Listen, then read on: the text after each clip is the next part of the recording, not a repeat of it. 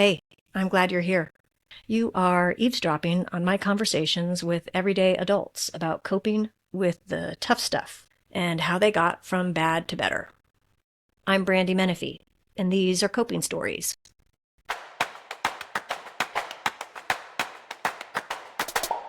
Today, I'm having a candid conversation with Megan about how she coped throughout her emotionally chaotic childhood.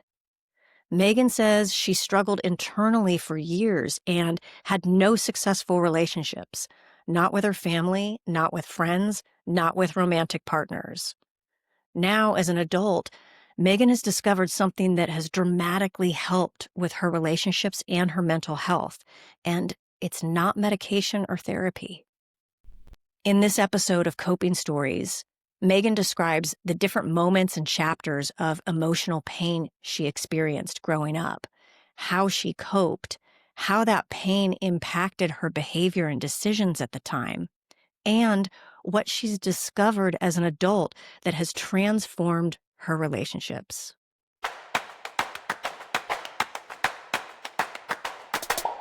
You know how women, when we're hurt, or anything like that, we either become closed off or we become like hyper feminine.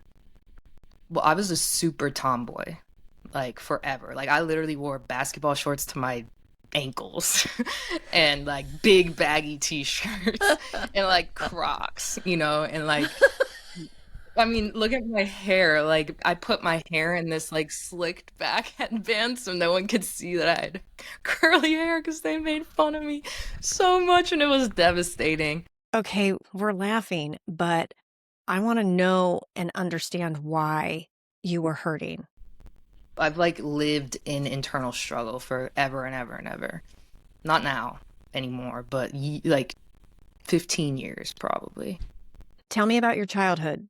Describe growing up with your parents and sisters. We were always in the dark about what was going on with our family.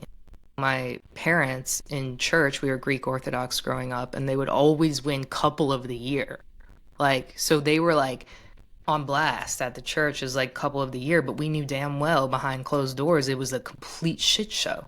So like from day one, we're like presenting as like we are the perfect family, and like winning awards in church for it, and then going home and like I'm getting locked in a closet or I'm getting like choked for like speaking up or I'm running away every day because I don't want to be home because my parents are only yelling all the time. I never saw them talk once. I definitely never saw them kiss ever.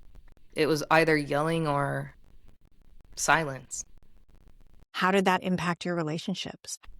All of my relationship problems started with my parents, and when I think about romantic relationships, which I've had the most trouble in, I mean, I have trouble in all of my relationships, but romantic relationships with men, I feel like have been the worst. I've had a really poor relationship with my dad for many years. But right now it's pretty balanced, I'd say. But it wasn't always like that. It takes work to find that balance. So good on you. When you start to realize that the relationship that you have with each of your parents spills into your friendships and your romantic relationships, was there like a specific moment when you made that connection, or was it just kind of like over time? One of my boyfriends in high school was like, "You're never going to be able to have any kind of healthy relationship with a man, me or anybody else, until you fix your relationship with your dad." Tell me about your dad. My dad he's a packaging salesman. And he was shit at first, but he like somebody told him he was the worst salesman ever, and he took that and he was like, "You know what? Nobody's ever said that to me before, and nobody will ever say that again." And he the next year became like salesman of the year at his company, and he's been winning awards ever since. What did your parents value? They valued beauty and they valued thinness too. They would call us fat all the time because, like, first of all, everybody in my family is obese. Like, literally everybody was obese. Everybody had heart attacks. Everybody. So when I was in eighth grade, I started kind of realizing, like, I'm kind of fat, or maybe I wasn't, but that's what I felt, right? And so I, over time, developed an eating disorder, and it started with veganism, and then it escalated to like anorexia, and then it escalated to bulimia. At the same time, I was like popping caffeine pills because I couldn't, I didn't ever want to sleep, and drinking a lot of alcohol. And do you feel like you Yeah. Okay. developed the eating disorder because you were being called fat by your Yes. parents? I think so many things that my parents called me, like retarded, like just not that smart, like stupid, like, just really just name calling. So I developed an eating disorder. I started to get really skinny. Of course, when you have an eating disorder, everybody always says, "Oh my God, you're so pretty and skinny. I want to be just like you. How can I be just like you?" So you do it more and more and more. Now, my sisters kind of went the other way and they were like, "Oh, you think I'm fat? Bet. Like, I'm gonna go to McDonald's every day." And so I'm not saying they're fat, they're not, but they definitely went a little bit more in the other direction. But then that's when my parents started like calling them fat more and then idolizing me. So now I'm stuck in the middle of this place where I feel so fucked up because like I don't want to be better than my sisters. Are you the youngest? No, I'm the middle child. You're the middle. Also, I'm not telling anyone I have an eating disorder and it's invisible. So they don't know. And like it was only 10 years later where I finally told them and I was like, dude, I was doing the same shit the whole time, just in the opposite way of you guys. Because I was so scared. My worst fear was being fat. Did your parents stay married? My parents got divorced when I was 13. And around that same time, I had a really weird first sexual experience. I thought I was having my first kiss, and it turned into like blowjob, like push my head down. And then like I got like attached to the guy, so I started going to his house for math lessons. His mom would like make us a sandwich, put it on the table, and like leave for like work or something. And he would take out his laptop and put on porn and make me watch porn with him, 14 years old. And then he'd make me imitate the girls on him. So like combined with my dad, like the way he left, and then that kind of like clashing at the same time, I was so fucked in the head, like totally fucked. Megan, how did you react to all that turmoil? I became hyper feminine. I chose to go from super tomboy to hyper feminine. Like I straightened my hair every day. I started bleaching my hair. I wore makeup every day. I wore tight clothes. But my friends started calling me tight shirts. That was my nickname, literally, because nobody had ever seen my body before. And whenever I finally put on like a shirt that wasn't baggy as hell, they were like, "Wait, what?" But then I started like getting my ass grabbed in the hallways, and then it started to be traumatizing. But I was like, well, at least I'm getting attention, like at least somebody's paying attention to me. And it's like, because my dad never did. He was gone or drunk or yelling. I know when my parents split, the way I found out had a profound effect on the rest of my life. How did you find out your parents were divorcing? He like one day picked us up from school and then he put us at his sister's house and he said, "We're going to stay here for like a day or two and do not contact your mother because I'm divorcing her." I learned my dad had been planning the divorce for 15 years. And then I learned he had an ex-wife, but he got his marriage annulled. And so he was like trying to cover it up as well. So I thought to myself, like, I wonder what else I don't know. After they got divorced, about a year goes by. And this is my hyper feminine stage, I'm already kind of messed up in the head. I already don't like my dad because of the lies, mainly because of the lies, not because of their divorce. And, when my dad left, it was the best time of my life. The rest of high school, the best time of my life. Did you see your dad during that time? For the next year, we did get a restraining order on him for an entire year. You go to court, and basically they decide who's going to get the kids when. So he got us every other weekend, but we didn't want to go because we felt like he was potentially abusive. It would be little things like, for example, locking us in the closet or like choking us, but like not to death, just like Would that happen when he just like he couldn't would just, figure out how to like manage you guys or it seemed to be a joke sometimes, but we didn't think it was very funny. Um, Actually, I think it was a Darth Vader thing. I think he saw Star Wars, and I think he started just like walking around the house and like like choking us, and we would be like, stop, stop, stop, and he'd be like, ha, ha, ha, and then he would like eventually just like let go and then just like keep walking. And we would be like, dude, what? Like, we would talk about it all the time. I don't know. So we eventually got a restraining order, and it felt like a weight was lifted. It was like me and my sister's like, holy shit. Like I can think again. I can breathe again. Like I'm like inspired again. Like I'm happy. I don't know. Just it was like because he was so like controlling and like I don't know. It's just there was no room for breathing with him around. So we all really enjoyed that time. Have you ever seen the movie Little Women yes. or like read the book or something? Yeah. Dude, it was like that. Because it was me and my two sisters and my mom, so four girls, and we're all like, we love to sing, we love to dance, we cook all the time together. So just imagine like these nutty women in a house with no man, finally, no crazy controlling man. We were thriving. And how did your dad react My dad actually turned around and blamed me for it, for the divorce? saying that like I'm bipolar, I'm crazy, I've ripped the family apart, there's something wrong with me. So, despite me being happy that, it was over and he left, I had to bear the burden of like being, I guess, what they call the scapegoat. Man, that is a lot of emotional pain to process as a teenager. How did you cope? I started actually popping Ritalin, and staying up all night and going in my mom's basement and sewing, sewing, sewing, designing, designing, because I had to get out of this mindset and I had to create something. And there was a sewing machine there. My mom, she took me to Joann's Fabrics. And so I would sit there and I would like freehand these patterns and I would just make up crazy stuff and I would just sew for hours, hours, hours. And my mom, I remember she would come down and she'd knock on the door and she'd be like, honey, I made you dinner. And I'd be like, get the fuck out, because I'm like, I'm busy. And I'd be on like 50 milligrams of Ritalin, like speeding my nuts off. And my mom would just be trying to give me some dinner. And I would like yell at her.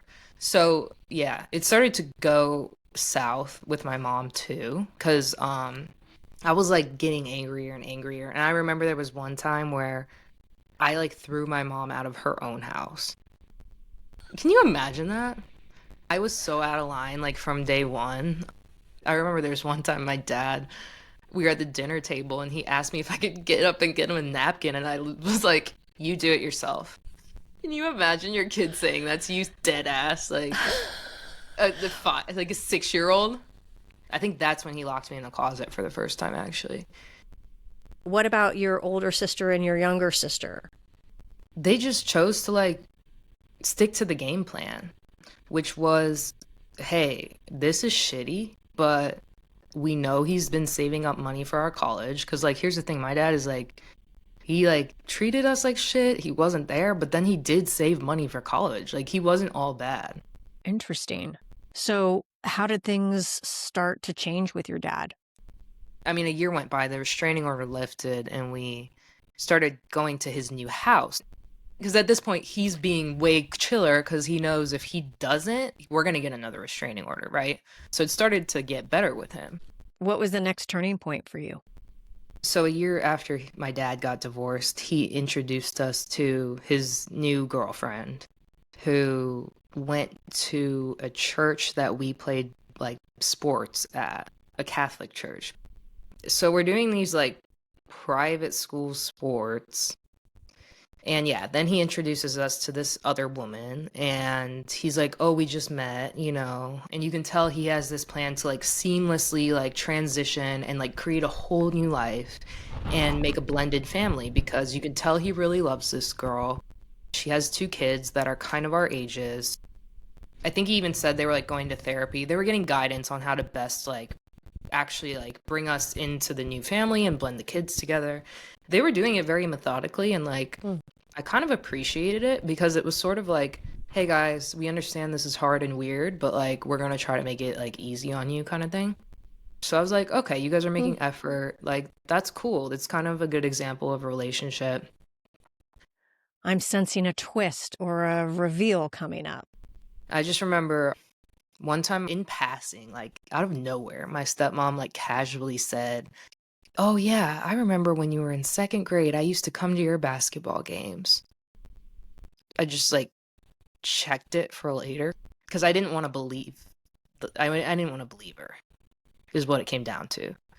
And I wanted to believe she got the timeline wrong, and I wanted to believe I made up that she said that. And I'm talking like for the past however many years since I heard it, I literally just checked that in my head and kept it pushing.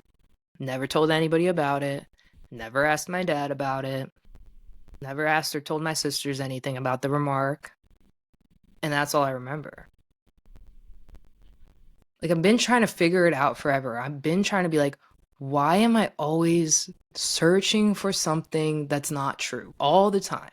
All the time, all the time, in all kinds of situations, but especially in one-to-one relationships, especially with new people, but especially more and more with men. You know, I've noticed it. I started to think back on all my relationships. I was like, holy shit.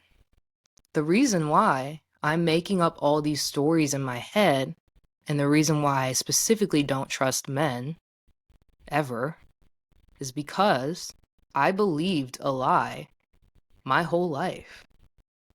And so I'm actually making up a lie all the time. No matter if it's in the positive or the negative, I'm constructing a lie in my head, and it's usually in the negative. I'm constructing a lie in my head all the time. And then I'm behaving and operating in reality to confirm that my program running in my head is true, even if it's not based in anything, because I'm used to feeling like I'm living in a lie. Right. First with your dad confessing he had wanted to divorce your mom for 15 years, then admitting he had a wife before your mom, and then the reveal that your new stepmom was involved many years before you even knew her.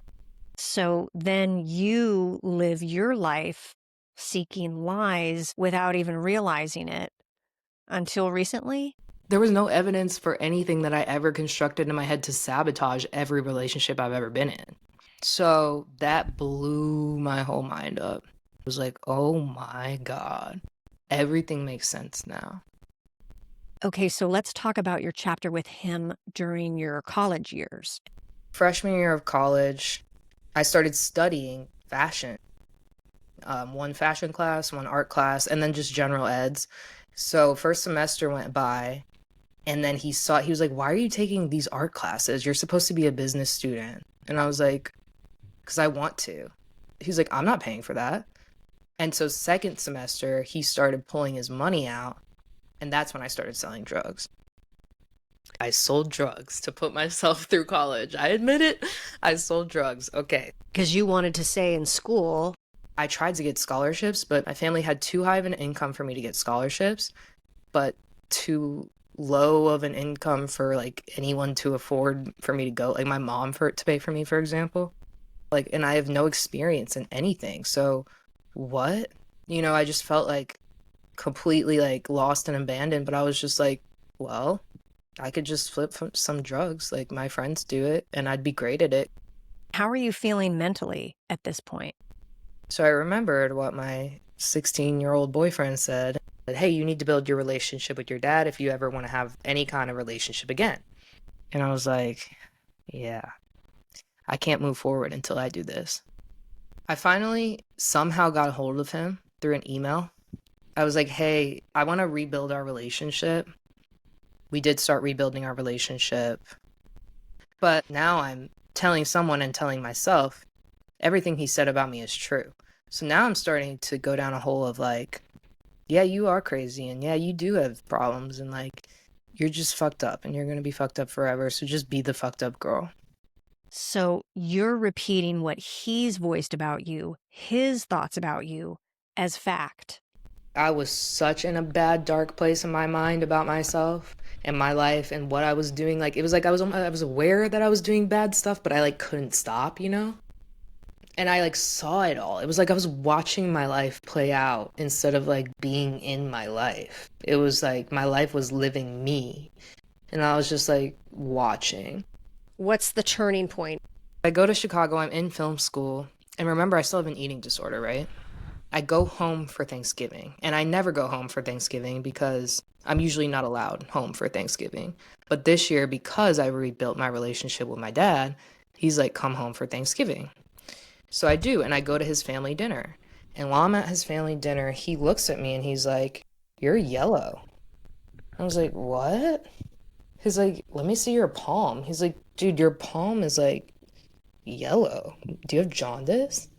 And I was like, what's that? And he was just like, I think you need to get your blood checked. And like in the back of my mind, I know I'm running 10 miles a day, popping caffeine pills, drinking alcohol, and not eating anything, you know? So I'm like, no, I don't. What the, But inside, I'm like, fuck yeah, I do. So I go back to Chicago, I get my blood checked, and 2 days later, they call me back and they say, hey, we think we messed up. You need to come back here to do a redraw. And I'm like, oh, okay, fine. So I take the train when I get there and I'm like, here's my arm again. And they're like, yeah, you have to wait here because we can't let you go. You need to go to the ER right now.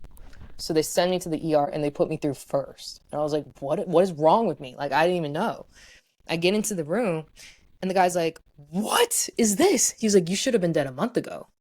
He's like, there's zero hemoglobin in your bloodstream, which is what binds oxygen to your brain. So I had no iron left, no hemoglobin left. It explains the reason why I was making all these weird decisions. I was in multiple relationships at the same time, and I couldn't figure anything in my life out. Went to 7 different colleges because I didn't have any oxygen in my brain. So I'm like, holy shit. So he's like, how can you even walk? Like, aren't you like dying even walking upstairs? And I'm like, no, dude, I run 10 miles a day up and down the Chicago River. Like, I literally run. And I smoke cigarettes before I run. Huh? He's like, what is wrong with you? So he gives me I think 2 or 3 bags of blood. And I wake up and I'm like, fuck. I feel like I'm back in high school. Like, I feel like Popeye. Like, I just went goo, goo, goo, goo, goo. And I was like, and I all of a sudden felt alive again. It was like everything I was doing was killing me slowly. And to the point where I actually should have been dead until that moment. And I got like revived and resuscitated. And immediately I was like able to start making decisions again. Like I was like, oh shit, okay. Not this boyfriend, this boyfriend. Not this program, this program. Like I was like, okay, I can function again. It was so bizarre. Wow. Talk about going from bad to better. Yeah. What were some of your biggest takeaways from this shift? It gave me like a sense of relief that it wasn't all me, even though it is, right? I'm the one starving myself. I'm the one making myself throw up. I'm the one like making these decisions. But there was some relief of like, okay, you are acting crazy because of this biological reason. So it was a sense of relief, but it was also a long recovery. Like, just because I got blood didn't mean I was safe. I had to start taking iron pills daily, which I wanted to cry every time because it felt like a life support. I had to start eating meat again, so I literally started eating steak like every single week to get, because I needed blood, like literal meat blood in me, which was really healthy for me. But my boyfriend at the time, he really helped me recover because he cooked for me. He made sure I ate. Like, I knew I couldn't like be in the bathroom throwing up because he was there because I moved in with him. Because I was basically like, I can't do this alone. Like, there's no way I can do this alone because I've been on my own for too long now, and like I need somebody there so I like don't do these bad things. And he was that person for me. That's a mature, evolved decision. Good on you. So this was like the winter of 2016 that I got the blood transfusion. And then by spring 2018, we're living in LA. And my relationship with my dad is good now. Now 2 years have gone by, 3 years even, that we've been talking. He even came out to LA to visit me one time. So like I was like, oh, we're really going somewhere. Like this is great. He invited me to go to Rome with his family. So with my sisters and my stepmom and her two kids. And something told me don't go, but I went. Every time I go against my intuition, something horrible happens. So I remember like having a panic attack in the airport because I was like, dude, something's wrong.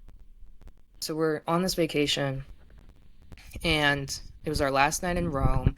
And the whole time my stepmom had been like giving me these little slights like, you're so cute, bitch. Or like, oh, you look so good.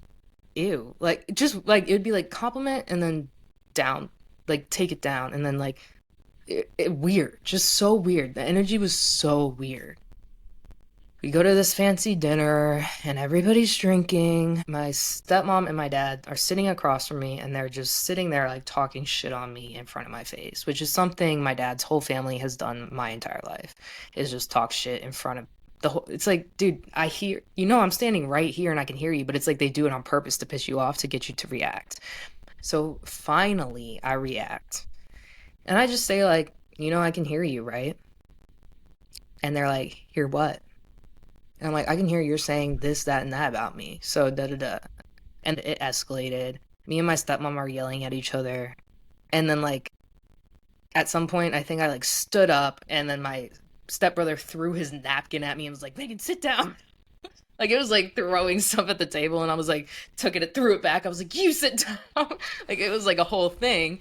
And so then everybody's looking at us and I call, my two sisters get up crying and like run out of the thing. My stepsister follows them. I go to the waiter. I'm like, I'm so sorry to cause a scene. I'm going to go with them.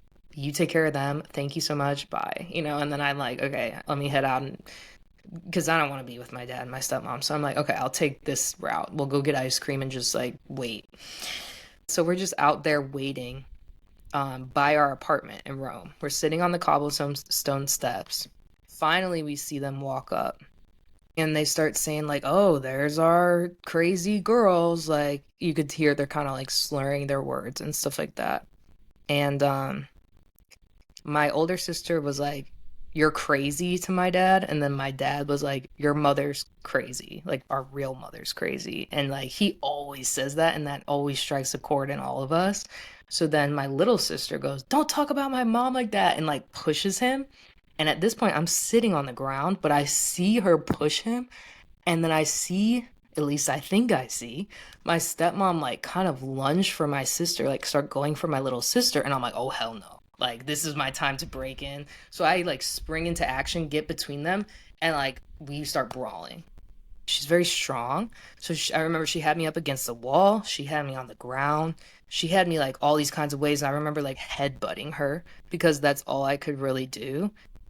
And I remember my older sister was able to like lift her up off of me because she gets that like hyper strong when she gets really angry. I take my phone out of my purse really quick when I get away. I swipe up on my camera and I hit record. Because I'm like, this cannot be happening right now. So I have the whole thing on audio. And it's the most terrifying audio you will ever hear. But I don't really, I can't remember the whole thing. But I got the damn audio. I ended up getting my collarbone snapped. And my ligaments were torn. And so my shoulder was hanging all the way down, like, at my boob. And, What? yeah, it was bad. So I finally, like, they're screaming. This Italian guy comes. He's like, wait, what's going on? Is this a family fight? And they're just like, our daughters are just acting up. Like, and I'm sitting on the ground with my shoulder, like, hanging. And I look over to the left and I'm like, oh, shit, it's dislocated. So I take it and I, like, try to pop it back in. And my sisters come over and they're like, that's not going back in. They're, like, freaking out. They're like running to this Italian like well water fountain and like getting cold water and putting it on my shoulder so it can like, so I'm not like in so much shock from the pain. Oh My step sister and my step brother flee the scene. My stepmom disappears into thin air. My dad leaves. And so I'm left with my two sisters and I'm like, dude, can somebody call an ambulance? Like, what the fuck? So finally, my sisters run in. They tell my dad, you have to... Or no, the Italian guy called the ambulance. So the ambulance just shows up and gets me. So I go to the hospital. I get an x-ray. It's broken. I get it all wrapped up. I get a shot for pain or whatever. They send me back in a taxi cab. Knock on my dad and my stepmom's door. They open the door, and I'm standing there with this collarbone brace thing on, and they're like, "Can you still go to Croatia tomorrow?" I'm like, "Are you fucking kidding me? Do you see what I'm dealing with?" They're like, "Oh, well, you did that to yourself."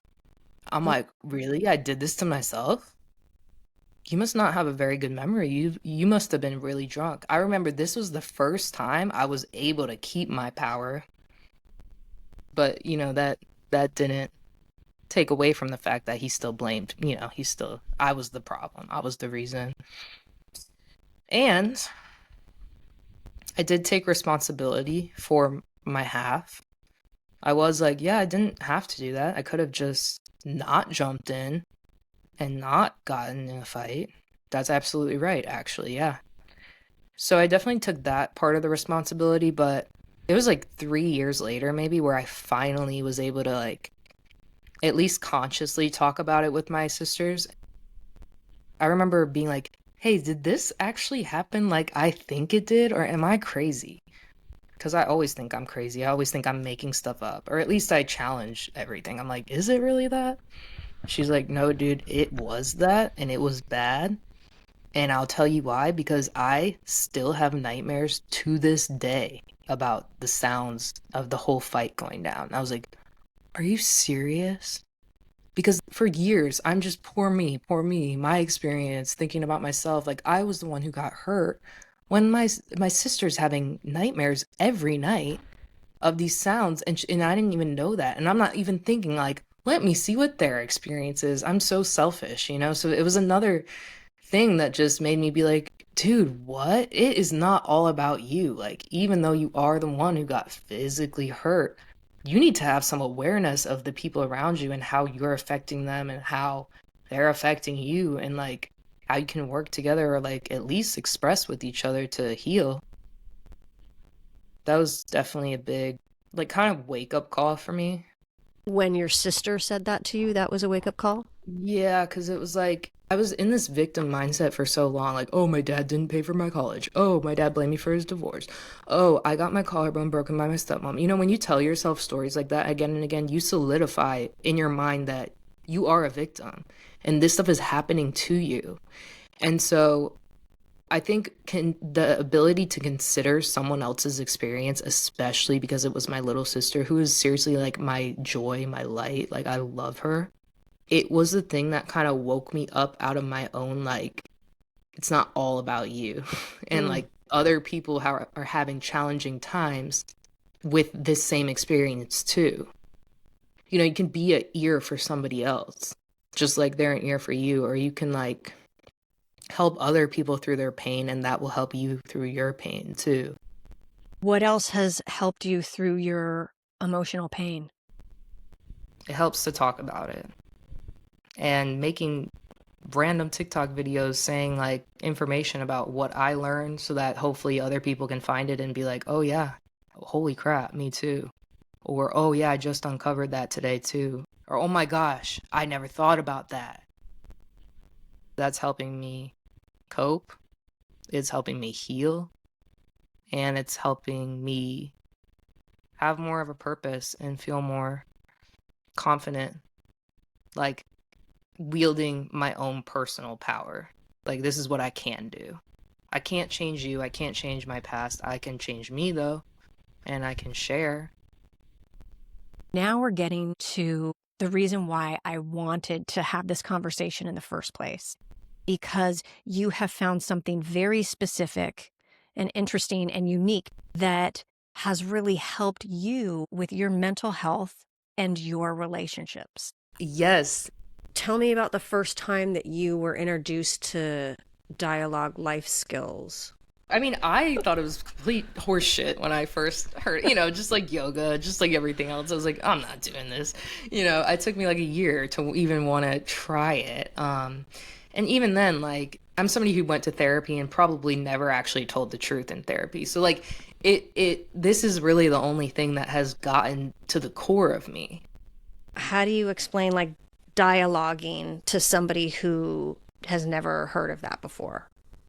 Dialogue is using carefully structured sentence stems during a conversation to make sure everyone feels safe and heard to reduce conflict. So, the skills you learn when you learn to dialogue is how to mirror, summarize, validate, and empathize. So, it's like teaching people how to treat you and at the same time feeling seen and heard and validated. We have two main types of dialogues. One is appreciation, the other one is called a frustration dialogue. Can you give me, like a short example of dialoguing? Yeah. So, Brandy, is now a good time to give you an appreciation dialogue? Sure. You say, yes, now is a good time. Yes, now is a good time. Okay, so now we take 3 deep breaths and look each other in the eyes. The 3 breaths are supposed to Yeah. calm the nervous system and connect us. Like now we're on the same frequency. We can just be out of our heads and noticing the other person more. Here we go, ready? Yeah.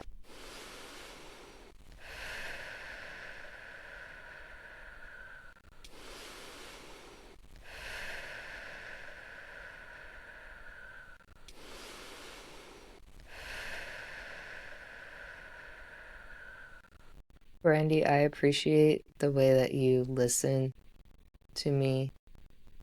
I appreciate that you show up as your authentic self all the time. And I appreciate your sense of humor because it's so good. It's just so good. Okay, now you Thank say, you. let me see if I got that. And you try to mirror, repeat what I just said. So let me see if I got that. You appreciate my. Oh, shit. Okay. Yeah. No, I can repeat it if And you it's need. not supposed to feel like a test.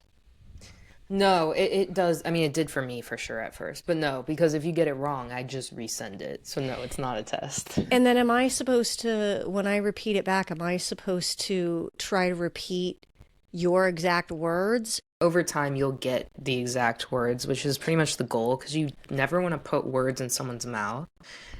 A lot of times, though, you will get the gist of it by changing the words. But sometimes when you're first starting out, you realize, wait, you didn't even say that. I just thought you said that. So, but yeah, you are supposed to try to get it as accurately as possible because the sentence stem you ask after that is, did I get that? Which is literally you checking for accuracy is how they call it. So, and I say, yes, you got that, or yes, and I'd like to resend this part. You never say no because Oh, you don't you want. don't say no? No, you don't want anything negative. It's kind of like improv, yes, and yes, you got this, and I'd like to add, but I'd like to resend this part. But what if the other person didn't really hear what I said? What if they didn't get that? You just say it again. I'd like to resend this. Okay, let me see if I got that. You appreciate the way I listen. You appreciate the way I show up as my authentic self. You appreciate my sense of humor. Did I get Did I? that? Yes, you got that. Is there more? That's what you say now. Oh, is there more? Yes, I appreciate those things about you because the combination of an authentic person who's a great listener with a sense of humor doesn't come around too often. And I definitely didn't have any of that in my childhood growing up. So it just reminds me of a time where I didn't have that, so I'm much more appreciative of those qualities in someone now. That's very cool. Thank you. You say, let me see if I got that. Oh, are you not supposed to say thank you or No, no, no. you're not? You only mirror me back. You don't get any input. Then we finish that one out, and then you can say, you know what? Is now a good time to give you an appreciation? And I can be like, yeah, no, can we do it tomorrow at 2 p.m.? Or I can just be like, yes. But I have to set a time in the future if I say no. So I'm honoring your wish to want to do this, but I'm also but I have a boundary and I gotta go take this phone call, so no. So you're really staying in the moment and focused so the focus stays on that person so they can feel seen and heard. you might be thinking like I immediately got to give this back, right? But no, the whole point of you mirroring your own appreciation back to me is like so you can take it in and actually like make yourself feel seen and heard by like repeating it back like, "Oh, she thinks this about me. Did I get that? Is there more to that?" Like, like you literally get to ask like, "Is there anything else you like about me?" Like, who does that? Nobody. Exactly. That's why I feel so weird. It's so weird at first. It's so weird. But I enjoy the structure because for somebody like me, I definitely needed it. Like I wasn't able to express or receive. So it was very helpful for me. You can't just like spring it on somebody, right? You have to like you have to like ask permission like can we do this? Yeah, you have to ask, is now a good time to dialogue about blank? And you Okay. always have to give the blank because if you leave them hanging, like, is now a good time to dialogue? They could be thinking, like, what did I do? When it's really not that serious, or it is that serious, but you need to let them know so that they're, like, not anxious about it, right? But yes, you have to ask, is now a good time? Because that one sentence stem alone eliminates 50% of all conflict. Asking is now a good time. It's called honoring boundaries. Because 9 times out of 10, it's not. Like, we're all in our own movie. So, like, just because I want to talk right now doesn't mean you do. So, it gives you the Right, right. opportunity to say no. I see. Because I may not have like the bandwidth or, Right. just the actual availability. But that works really well for me because my whole life, one of my struggles is I want to have the conversation. I want to have the tough conversation. But I've always struggled with how to start it. Yes, me too. Oh my God. Why is it But it, so hard? Probably because in my family, like, no one ever started it in a constructive way. Like, my right. mom just, exploded, slammed a door. You know what I mean? It's like Which there was is, yeah. never, so it's like when it's time to have a tough conversation or a hard conversation, I've always had difficulty starting them. So that's a really interesting approach to be able to say, is now a good time to dialogue about blank. So then if the other person says yes, then is there a different way of starting the frustration? Frustration dialogue, yeah. So I mean, you sit in a chair, you gotta sit facing each other, like as pretty much as close as possible. I mean, not too close, but you gotta sit facing each other. And you always start with if they say yes, you say okay, you sit down in your chairs and you do the 3 deep breaths. And that's how you start.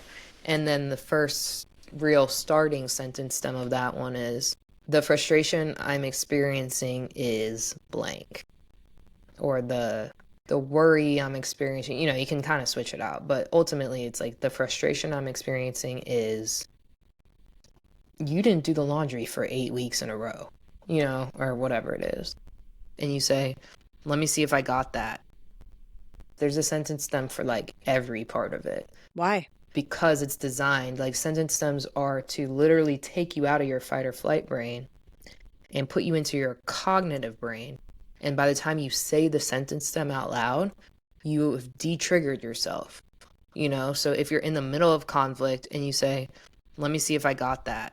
Now you're realizing, okay, I'm in the dialogue process. I'm conscious that I'm in the dialogue process.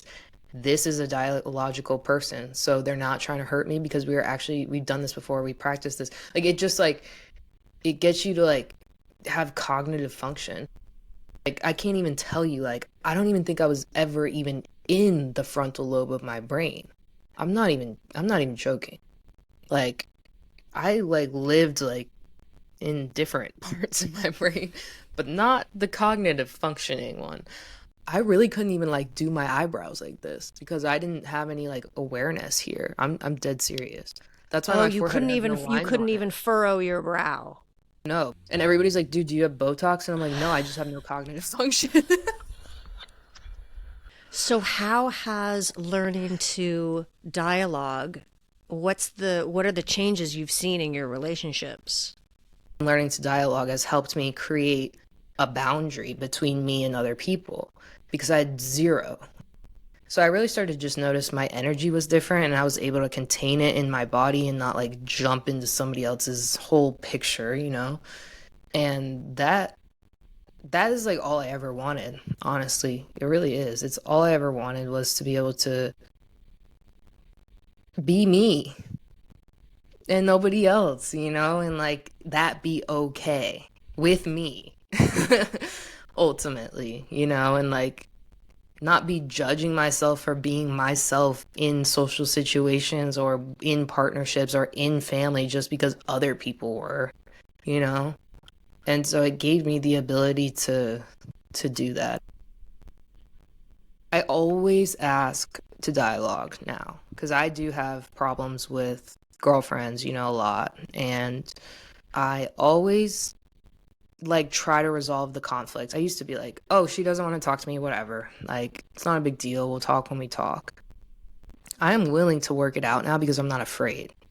Like, I'm not afraid to look in the eyes whatever I need to own up to or whatever they need to share with me or however they feel about me, even if it's like shit, I want to know. Is that because I can handle it? Because I can regulate my nervous system now. I wasn't able to do that before. So that's another big thing is like when there is conflict or when I do have to breach conflict or somebody breaches it with me, I don't get zapped. Like I used to get like zoop and I'm gone. Like I'm totally out of my body. I can't handle it. Or I'm so anxious. I'm like making up lies in my head or whatever, you know, all this stuff. Now I just am simply like, conflict is a fact of life. Did you have to kind of like teach all the people in your life Well, dialogue yeah. skills, or are there people who are like, oh God, she's going to want a dialogue? I have this one friend, and we had this trauma bond sort of relationship. So we kind of took some time apart, but since I learned how to dialogue, you know, I started calling her and teaching her, and she started to catch on. Like, even though it wasn't like a formal setting of teaching, she started to catch on, and then she started to say the sentence stems.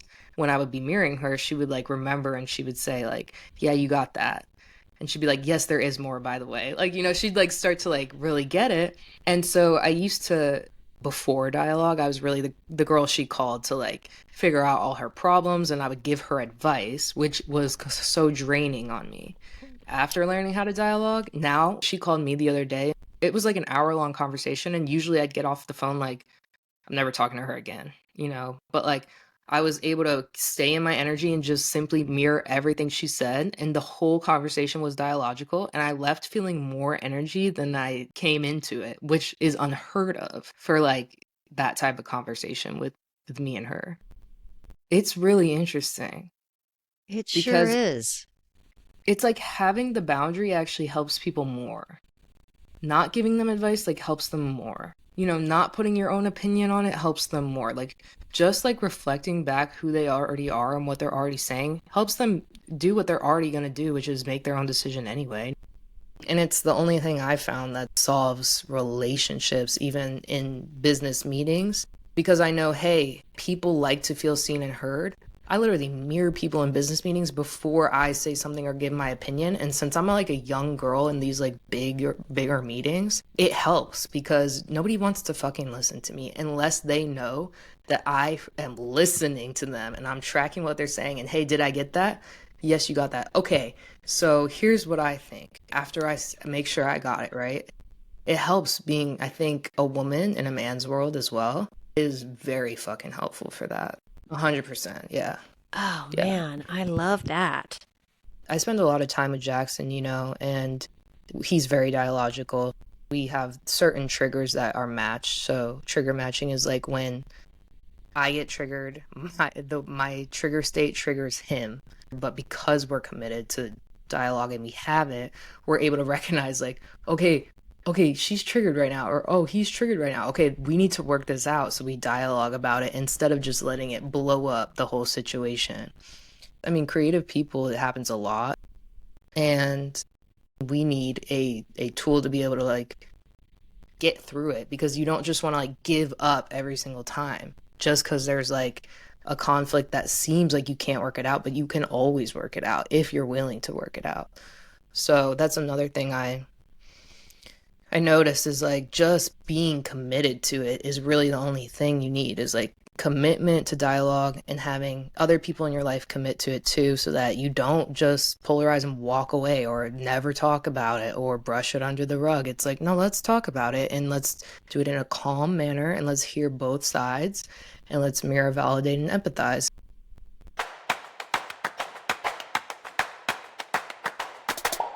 Megan is currently directing a documentary about dialogue life skills, chronicling herself and other creatives having mental health breakthroughs simply by using those sentence stems and having real conversations that heal. Until the documentary is completed, you can listen to Megan's podcast on YouTube and Spotify. It's called Is There More with Megan A. Tully, where she interviews creators about how their darkest moments became deeper connections and creative breakthroughs. I really appreciate Megan sharing so honestly and candidly. It helps those of us who can relate, and it helps all of us understand what drove her behavior and decisions and how she got from bad to better than ever. My hope is that hearing Megan's personal story or learning about dialogue life skills or just knowing that change is possible for you, your loved ones, and your relationships brings you some comfort.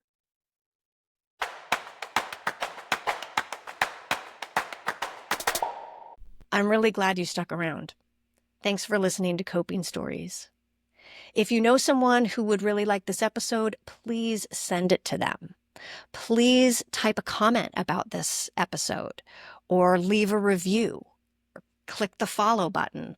All of that engagement is key to helping this podcast reach the people who need these stories most. And one last thing. If you're looking to hire someone to facilitate conversations about sensitive subject matter, or you need to hire a trauma interviewer, or you're interested in becoming my memoir client, or you want to share about a challenging chapter in your life and how you coped, either for this podcast or for my written mental health storytelling series, find me on Instagram at Mental Health Storyteller, or my Substack, Brandy Menefee Mental Health Storyteller, or contact me through my website, prostorytellers.com.